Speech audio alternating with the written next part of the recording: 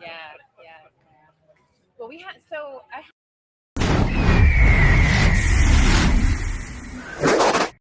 came out. Doug Dubitsky did the legislative update, and so he came over from Chaplin, and then he contacted me because they've been having a lot of issues in Chaplin. Oh, okay. All right. So they've been.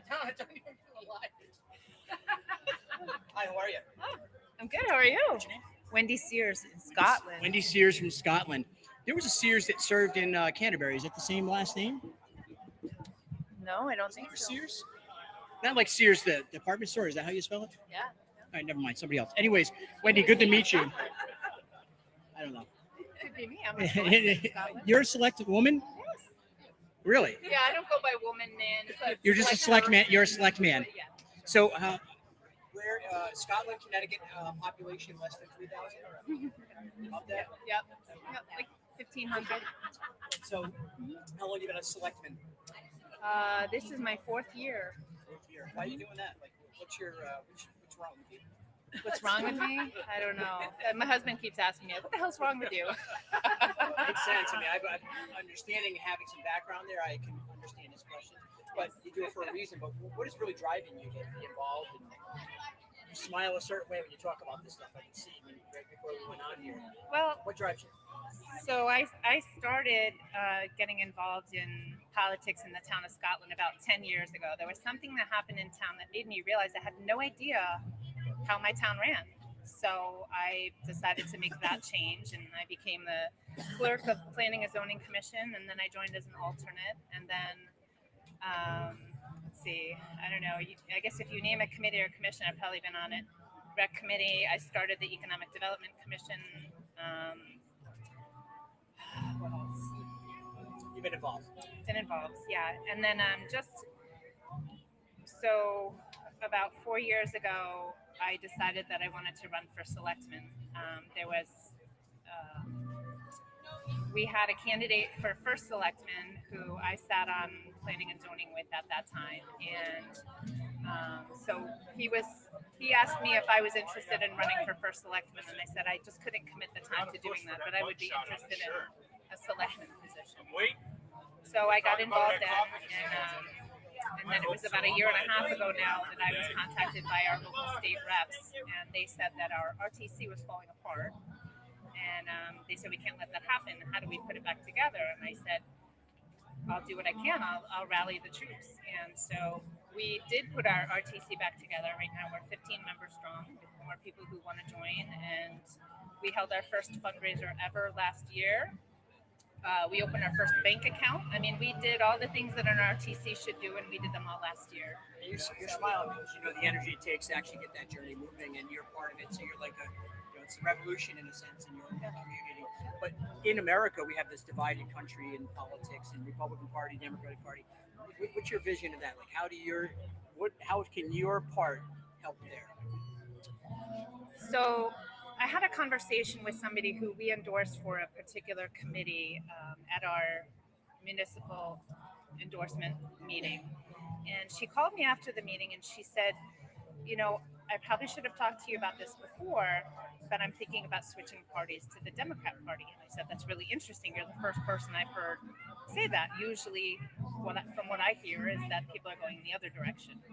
And so she said, tell me why I shouldn't.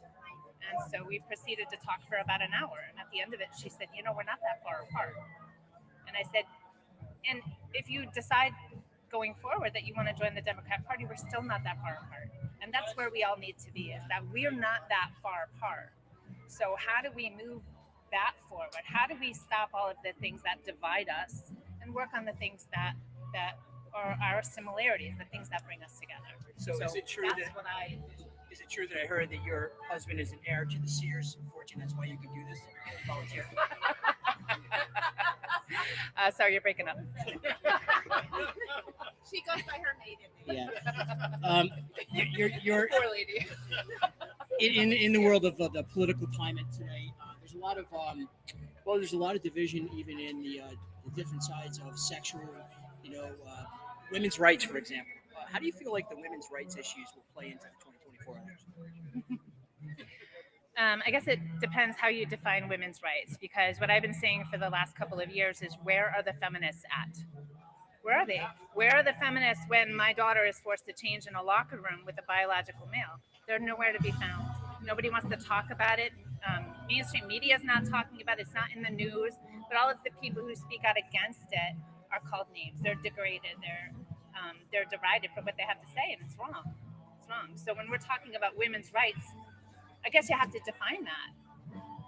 So defining it simply, women today seem like they are becoming second class to those in a transgendered or some kind of movement, title it whatever you want, but it seems like it's being taken from women and giving these rights to other people. And that's probably the most problematic, I think, thing is people are making normal, and it is not normal, is it?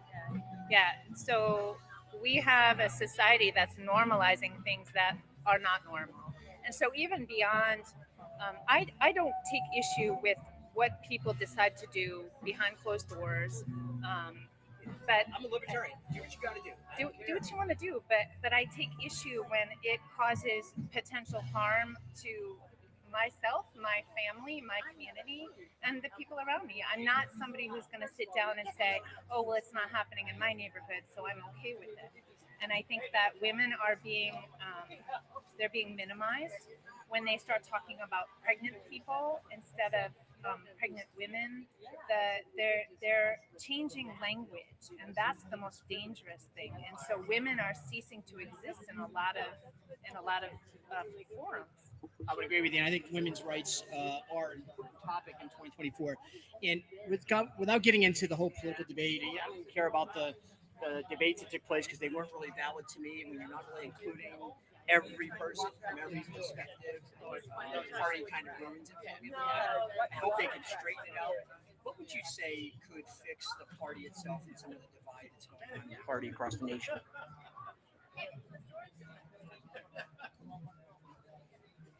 Tough question. I'm not sure how to answer that. Well, there's divide probably in communities, right? Even when you fought back to win over the Republican Party or even establish it, you had to convince people. So what are some of those issues that need to be convincing, maybe to bring people together in Republicans? So I think in the town of Scotland, there isn't a lot of convincing that needs to be done when it comes to conservative values. But I think that the way that you win people over is with information, with facts. I had a conversation with somebody the other day who said that she's working to get the Puerto Rican community more involved in politics because the Democrat Party believes that they have the Hispanic vote. And she said they don't. But the important piece to that is information, is ensuring that they know what's happening in their communities, in their schools, in their government, so that they can rise up and fight against it as well. So that was one of her goals. And I think that that's the important thing, is that people gain a perception of what's happening by what they read in the news, or what they hear in the news, or what they hear on the radio. And they're not involved. They're not engaged in what's happening. They're just hearing the rhetoric. And so I think the biggest thing that we can do is ensure that people understand the issues, understand what's really happening, because you have perception on the liberal side, and then you have facts on the conservative side. And that is the biggest thing that I think conservatives can do. Are the conservatives wrong on anything? And we're not supposed to say conservatives. This tent yelled at me earlier. Somebody in there said you can't use the word conservative. But are the Republican conservative is the word that's used? But are they ever wrong? Of course. Anything that you would try to fix with the party? Everyone's thinking, why do we invite Kevin now? Like asking these stupid questions. So, but it's really actually, I think it's informative to people who are a little confused about how they think we don't really appreciate them. And I sense from you, you get that. You're willing to have a conversation with somebody you don't agree with, I'm assuming, right? Yep. So that's the change. So except maybe my daughter. Something, I get you. My daughter beats me up. How old is she? She's 12? Yeah, my daughter's 24. So you'll get to it. So listen, at the end of the day, you are serving the first select. And second select. And Scotland, Connecticut. It's a small town. It's a beautiful little town because when you drive through it, it's very country picturesque. I think it's a quality place to raise a family. And what would you say are some of the issues that you definitely don't want ever to come to your little town? Because we had the gun range in Connecticut. I come to Bristol when I was the first selectman during that process. It was not good. I went through 900 to 1,000 people in meetings, like 80 me and my buddies before that. Long story short, you know that process because you're in these meetings. What are some of the things you're fighting for your community, not to ever let happen to your community? Because people want their leaders to be fighting for them. Well, I think that there are some things that affect us now.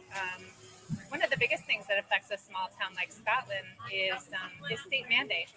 Because whether you're the town of Scotland that has a population of around 1,600 people, and 90% of your revenue comes from is borne off the backs of the taxpayers, or you're Waterbury, the mandates from the state, the way that you run your town, the things that you're exposed to on a governmental level are the same, and that's wrong. I think that's something Who's your state rep in your district? Doug Dubitsky. So you're not going to run against him. Ready? Doug Dubitsky. Yay! So you're not going to run against Doug. Who's your state senator? Oh, what's the Where's Waldo? We call it Where's May Flexer. Would you be willing to ever run against May Flex? You sound like you might have a future there. Is that something? You're giving me a dead stare right now. So I know Suzanne's running, but I'm saying you seem like, and everyone comes up through the ranks, and so when you come up through the ranks, I think you would be interested in running for something further. Am I right? And yes. I don't actually seek higher office, but I do seek to support those who seek higher office. I recognize the value that I have. Skip right over and run for a 2nd congressional district right now. I just wish you're there. And I vote. Yeah. Definitely. Really? You got my vote. Sorry, Mike. I didn't really mean to poop on him because Mike's a good guy. So you should run. We need you right now. You shouldn't wait for something. I don't know what it is, but figure it out with her, would you? Because we need you now.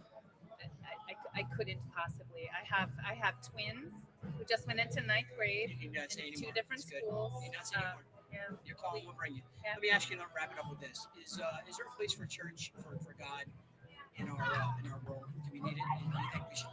How do you feel about that? So I've never fancied myself a religious person. I believe in people's right to believe in what they believe in. And so whether you choose to worship God or to not worship God, I'll stand up for your right to do that. I believe probably now more than ever that there is a place and there needs to be some kind of reverence in our lives, that we need to hold ourselves accountable to a higher power, because what's happening now is desperate. Where can people find you on your website? Do you have a website in your town? They can check us out at our Scotland Republican Town Committee page. I'm the chair of the Scotland RTC, and we're always looking for new members. What about you personally? You're a first, second select woman, man. I keep saying it because I'm going to be respectful, but don't you have a website or something yourself, or Facebook page? Me personally? No, I don't. See, everyone, I knew that would be the answer, because what was his name, the first selectman? Austin. He's like, just call us. We'll talk to you. Call the number. He probably has his Do you own, have like a AustinTanner.com. Do you have a pager too? No, do you have a pager? Like, everyone up here seems like they're in the 90s. Like, we got pagers going off. No.